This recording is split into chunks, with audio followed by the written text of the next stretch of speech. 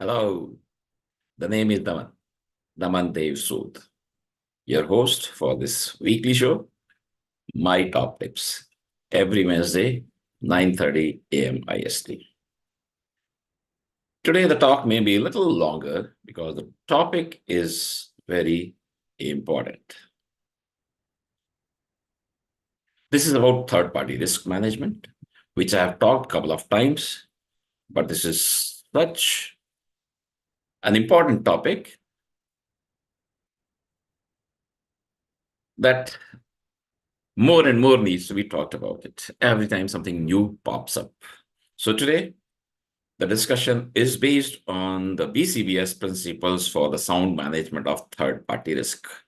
BCBS, Basel Committee on Banking Supervision,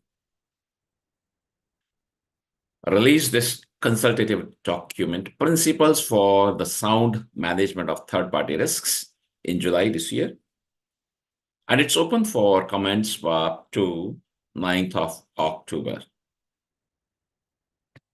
When I went through this, I had some views for some improvements, which I have posted as the request was, we could. At the same time, when I went through this, I thought of including this in my show. So it's based on principles.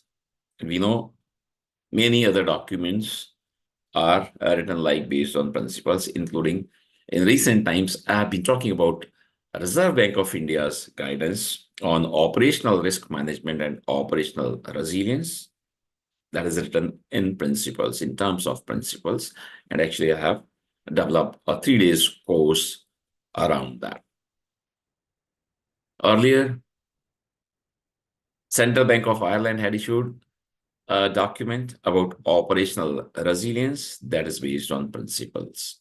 So I'll quickly read through these principles because just going through these makes us think a lot.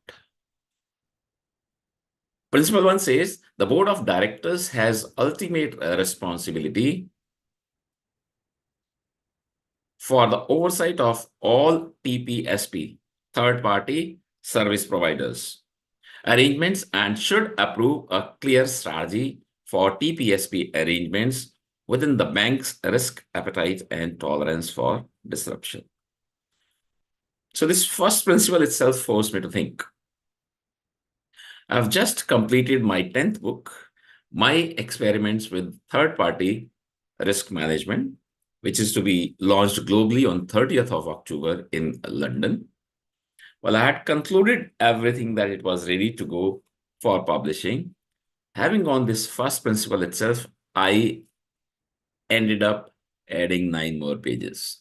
So 3 topics, a sample third-party risk management framework, a sample third-party policy, and a sample third-party strategy, which is based on the first principle itself. Principle 2, which is still around governance, risk management, and strategy, says the board of directors should ensure that senior management implements the policies and processes of the third-party risk management framework. This is why I got that into the book as a sample, in line with the bank's third-party strategy. And that's why the strategy sample was created, including reporting of TPSP performance and risks related to TPSP arrangements and mitigating actions. Around risk management, then principles 3 says banks should perform a comprehensive risk assessment under the TPRMF to evaluate and manage identified and potential risks, both before entering into and throughout a TPSP arrangement. And this was one of the reasons that I picked up my topic in the BCI World Hybrid 2024 around third-party risk management. And then I decided to write the book as well, which is a very detailed book. Talking about due diligence, BCBS guidance document, Principle 4 says banks should conduct appropriate due diligence on a prospective TPSP prior to entering into an arrangement. Topic contracting. Principle 5. TPSP arrangement should be governed by legally binding written contracts that clearly describe rights and obligations, responsibilities, and expectations of all parties in the arrangement. Topic onboarding and ongoing monitoring. Principle 6 says banks should dedicate sufficient resources to support a smooth transition of a new TPSP arrangement in order to prioritize the resolution of any issues identified during due diligence or interpretation of contractual provisions. This contractor onboarding or third party onboarding is similar to our employee onboarding. The induction of employee happens, the induction of contractor has to happen. Later on, I'll touch upon this portion once again based on the BCBS document. Principle 7 says banks should, on an ongoing basis, assess and monitor the performance and changes in the risks and criticality of TPSP arrangements and report accordingly to board and senior management. Banks should respond to issues as appropriate. Business continuity management is the biggest area by volume, by the number of pages in the document, I need to say. And principle 8 says banks should maintain robust business continuity management to ensure their ability to operate in case of a TPSP service disruption. So when you outsource, you do not outsource the responsibility. The responsibility still remains with you, the basic principle.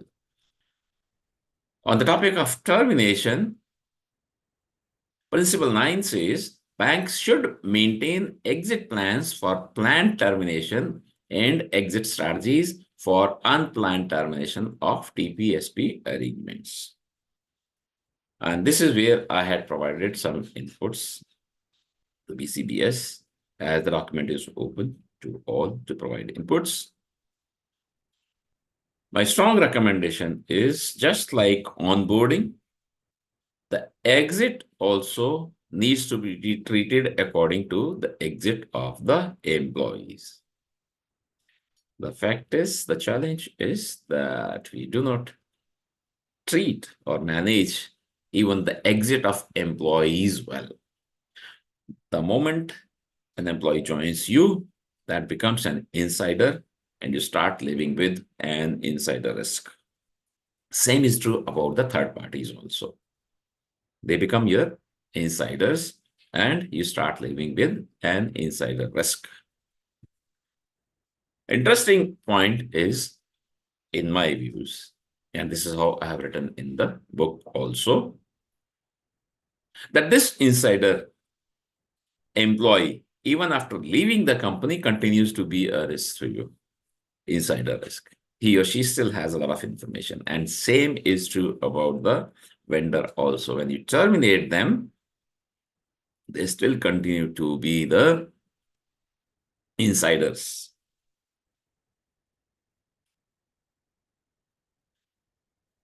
The document towards end talks about the role of supervisors. So, because the document is written by BCBS, Basel Committee on Banking Supervision, these supervisors are regulators, financial regulators like the Bank of England in the UK, Reserve Bank of India in India, Central Bank of UAE in the UAE, etc.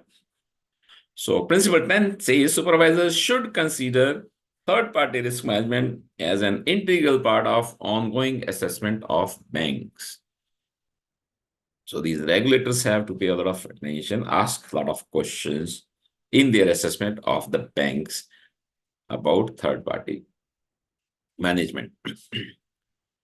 Principle 11 says supervisors should analyze the available information to identify potential systemic risks posed by the concentration of one or multiple TPSPs in the banking sector. Excuse me, please. Principle 12 says supervisors should promote coordination and dialogue across sectors and borders to monitor systemic risks posed by critical TPSPs that provide services to banks. I'm introducing a new term called KAOA, key areas of attention in this document by BCBS. Banks should maintain a complete and up-to-date register for all TPSP arrangements. Banks should include key elements of each arrangement in the register, what all is expected, the criticality of the arrangement. I have not seen this in any vendor list. Substitutability of the TPSP services. I have not been able to find any good reading material to understand this. So in the book, I have devoted a chapter on substitutability as well. Contingent providers and whether proprietary or confidential information is shared. This risk register or this register list of vendors, third parties needs to be maintained. Bank should consider known risks that may be reduced or better managed and potential risks that may arise from the proposed arrangement, such as risks posed by new and advanced technologies. The document couple of times has talked about the advanced technologies, risks posed by usage of advanced technologies by the third-party service providers. They should consider all types of risks related to TPSP arrangements, including but not limited to strategic risk, reputational risk, compliance risk, operational risk, concentration risk, and the risk stemming from a long supply chain. I say our supply chains are very long, deep, complex. Banks should document the process. And once again, this is the area of improvement for almost all organizations that I'm aware of, having been across companies, countries, industry sectors, in different roles, including as an auditor also. Organizations do a lot, but it's by practice, not by process. A documented process doesn't exist. TPSP's obligation to take out insurance against insurable risks. Very easy to say, perhaps the smallest sentence I've picked up, but whether your vendors, third parties have taken insurance against insurable risks and how much weightage do you give to this point needs to be seen. Banks should maintain levels of staffing and competency. This is what I was saying earlier from one of the principles. This is for the bank, not for the third party. To manage third parties, the banks, the organization needs to have competent resources, which includes education, certification or qualification, skill sets, language proficiency, experience, and training. So it's quite the requirement expectation to meet the needs of the TPSP arrangement within their TPSP portfolios. Bank should review BCPs and DRPs of critical TPSPs to ensure that periodic testing is performed. This is as simple as that. The challenge is rarely people have even today have asked their vendors.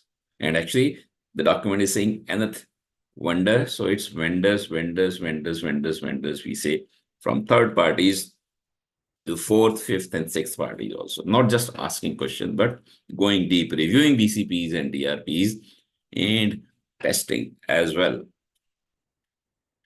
Concentration of services provided by TPSPs combined with lack of substitutability. Lack of substitutability. Has this been identified as a risk in your risk register?